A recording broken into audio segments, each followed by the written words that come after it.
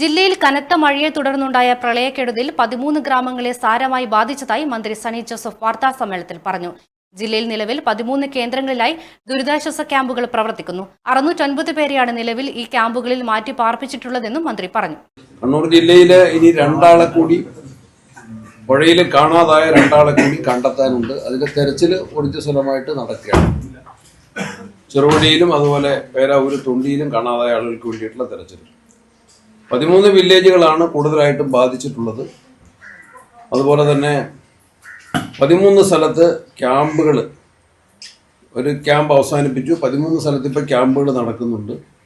609 പേര് ഇപ്പോൾ ക്യാമ്പുകളിലായിട്ട് ഇപ്പോൾ താമസിക്കുന്നുണ്ട്.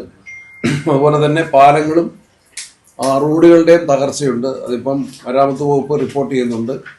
വീടുകളുടെ തകർച്ചയുടെ കാര്യത്തിൽ ഞാനിപ്പോൾ മുഖ്യമന്ത്രിയോട് പറഞ്ഞത്, തകർന്ന വീടുകൾ കണക്കൂട്ടുന്നതിൽ ഉള്ള മാനദണ്ഡങ്ങളിൽ മാറ്റം വരുത്തണം. ഞാൻ ഇന്നലെ കുറേ സ്ഥലങ്ങൾ സന്ദർശിച്ചപ്പോൾ, ആറളം, അയ്യങ്കുന്ന്, പായം പഞ്ചായത്തുകൾ സന്ദർശിച്ചപ്പോൾ വീടിൻ്റെ പുറകിൽ മണ്ണിടിഞ്ഞ് വീടിന് പറ്റുന്ന നാശനഷ്ടം, അത് വലിയ ഗുരുതരമായ ഒരുപാട് സ്ഥലങ്ങൾ സന്ദർശിക്കുന്ന സാഹചര്യം ഉണ്ടായി.